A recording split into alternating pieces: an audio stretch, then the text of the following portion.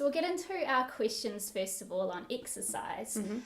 So as a health and fitness professional, people are always asking me what is the best form of exercise for fat burning. So what's your take on this? Do you think that there are certain forms of exercise that are superior to others when it comes to fat burning? I do think that there's some general principles around exercise. So I always recommend some intense resistance training for muscle building, just as a general rule, really, because the muscles can atrophy over time just with age. So I think, it's a really important part. But also balancing that out with some lighter, what I call feminine energy type exercise. So I look at people doing their hard, intense things as well as their lighter stuff, and cardiovascular as well. I do think, though, that there are individual, what should I say, like benefits. There's things that benefit one individual and not another. A classic example for me is I have a client who she would come into the gym and she'd work really hard, and when she wanted to lose weight, she would really go intensely.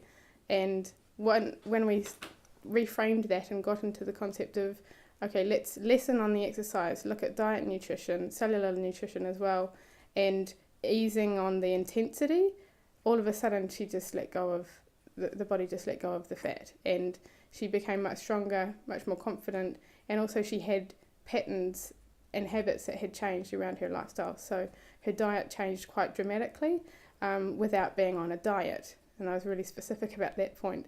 And she'd meet me maybe once a week for intense training, and then she would just go for walks. And for her to go from, years of battling the weight loss issue, just making those subtle changes to having the balance was the answer that her body needed.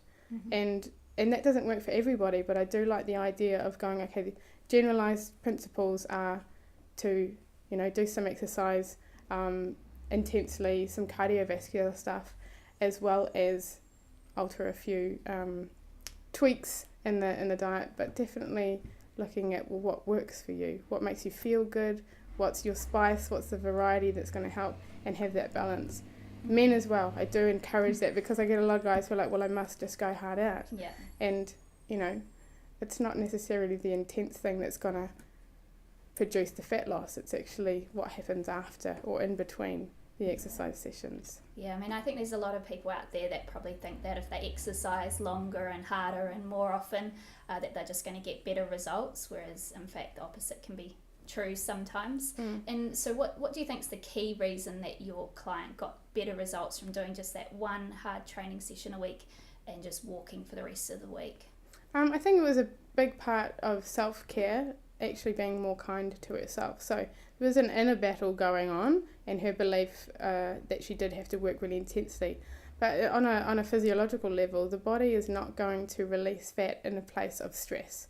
So exercise is stressing the body, and I don't say that to mean exercise is bad, not at all. It's definitely important. But the recovery part is also just as important, if not more so, as well as the nutrition side.